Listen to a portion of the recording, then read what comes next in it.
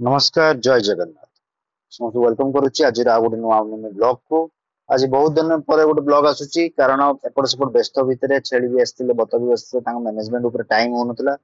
तो ब्लॉग करि पर नथली वीडियो करि पर नथली तो आज मु भाबिली गोटे ही ब्लॉग करिवि आ जॉइंट किछ करिविनी सेपरेट वीडियोस किछ करिविनी गोटे ही ब्लॉग रे गोटे छुटिया डायरी फार्म नाम छुटिया टूर गोटे नेबी आ डायरी फार्म गोटे मु आउ गोटे वीडियो आकु प्लानिंग करछि प्लान करछि कि पूरा डिटेल वीडियो गोटे करिवि हम डायरी फार्म कौन पे केमती बनेछु कोन कोन सेतरे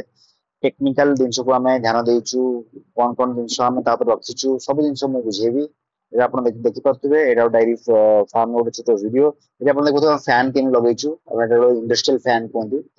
बहुत खूब सुंदर एटा वेंटिलेशन करे मेनली फैन टा दरकार था वेंटिलेशन आ सिमिलरली माने सेही टाइम रे हवा भी दरकार था कौन देखुवे बाछुरी छुआ बहुत बड़ हो गलानी बहुत दिन पर बाछुरी छुआ वीडियो आसुची मोबाइल रे केमती कौन देखा मुझे जानी बाकी इन जनरल सामना तो बहुत ही बड़ हो ग्रोथ बहुत बढ़िया ग्रोथ है बोधे मे भी 20-25 दिन पर बाछुरी वीडियो आसुची बढ़िया ग्रोथ तांकर हेची एटा हम डायरी फार्म भितर एठी हम गाय रखू आपन जानिथि आगु जे वीडियोस देखुथिबे जो नवा वीडियोस देखु सम जाई पुना वीडियोस देखि परिबे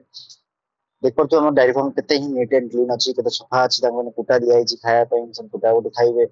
घास ऑलरेडी सकाळे खाइ सलानी दाना खाइ सलानी आ गाय मिल्किंग सरलानी एटा हमर ओजन एरिया ए जगह हम क्षीर को ओजन करू ओजन करके एटी हम गोटे ओजन करके खाता अच्छी मेंटेन हुए प्लस मेडिसिन किछ रखा है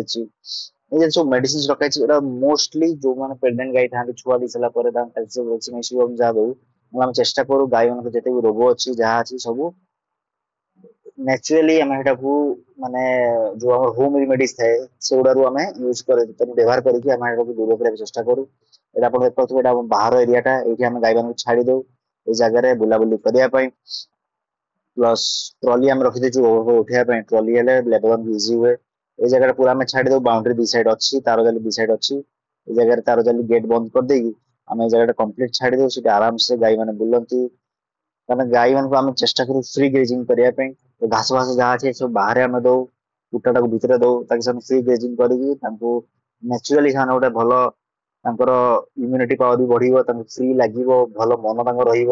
आ खरा दिन आसिले आप देखते ये जगह आम गोटे ग्रीन नेट लगेदेव ताकि विशेष खरा लू हवाटा गरम हवाटा भितर को न पशु तो ये देखते आम गरम आम फगर भी এটা যেহেতু শীত দিনের ব্যবহার ହେଇନଥିଲା ୟୁଜ ହେଇନଥିଲା ତ ବହୁତ ମଳିଆ ଲାଗିଯାଇଛି ବୁଢିଆଣି ଜାଲ ଅଳନ୍ଦ ଲାଗିଯାଇଛି ସେଟା ସଫା କରିବୁ ସଫା କରିକି ଆମେ ଏଟା କମ୍ପ୍ଲିଟ ସଫା କରିସାରିଲା ପରେ ଫଗରକୁ କିଛି ଦିନ ଆଗ ଟେଷ୍ଟ କରି ଖରା ଦିନ ଯେହେତୁ ଆସିଗଲା ଫଗର ଚାଲିବ ଫଗର ଚାଲିଲେ ଗାଈ ମାନଙ୍କ ପାଇଁ ଗୋଟେ ଏସି ଗୋଟେ ଜନ୍ନତ ହେଇଯିବ ଆରାମସେ ଗାଈ ମାନେ ରହିବେ ଏଠି ଫଗରରେ ଥଣ୍ଡା ଥଣ୍ଡା ପାଣି ସ୍ପ୍ରିଙ୍କଲ ହଉଥିବ ସେପଟେ ହାୱାରେ ଭେଣ୍ଟିଲେସନ କରି ସେଇ ଟେମ୍ପରେଚର ପୁରା କମେଇ ଦବ এটা ଆପଣ ଦେଖନ୍ତୁ ଫଗର ର ଟେମ୍ପରେଚର କଣ୍ଟ୍ରୋଲ ଟା ଏଇଟା ଆମେ ଟେମ୍ପରେଚର ସେଟ୍ କରିପାରିବୁ ଟାଇମର ସେଟ୍ କରିପାରିବୁ ତା ମଟରଟା ଆଉ ଏଇଟା ଦେଖନ୍ତୁ ଫଗର ଏଇ ପାଇପ ଗୁଡା ଆସିଛି ଏଇଠୁ ଆସିକି ଏଇଟା ମଟର କନେକ୍ଟ ହେଇଛି ମଟର ତାର ଫଗରଟା ଆପଣ ଚାଲେ ଆମ ଟାଇମର ଦେଇଦେଲେ କଣ ହୁଏ ସେ 2 ମିନିଟ୍ 3 ମିନିଟ୍ ଧର ବ୍ରେକ୍ ଧର 3 ମିନିଟ୍ ଚାଲିବ 2 ମିନିଟ୍ ବ୍ରେକ୍ ନବ 4 ମିନିଟ୍ ଚାଲିବ 1 ମିନିଟ୍ ବ୍ରେକ୍ ନବ ସେଇଟା ଆମେ ଟାଇମର ସେଟ୍ କରିଦେଲେ ସେଟା ଚାଲିଲା ଯେତେବେଳେ ଅନ୍ ହେଇଛି ସେତେବେଳେ ଚାଲିଥିବ ତ ବହୁତ ସୁନ୍ଦର ଏଇଟା ବ୍ୟବସ୍ଥା କରାଯାଇଛି ଆଉ ଅଡିଓ ଟି ମେ ବି କ୍ଲିୟର ଆସୁନଥାଇ ପାରେ କାରଣ ମୁଁ ଡାଇରୀ ଫାର୍ମ ରେ ବସିକି ରେକର୍ଡିଂ କରୁଛି ଆଜିର ମିନି ବ୍ଲଗ ଏଇଠି ଶେଷ କରିବା ଦେଖା ହବ ନେକ୍ସଟ ଏକ୍ସାଇଟିଂ ବ୍ଲଗ୍ସ ରେ ଜୟ ଜଗନ୍ନାଥ।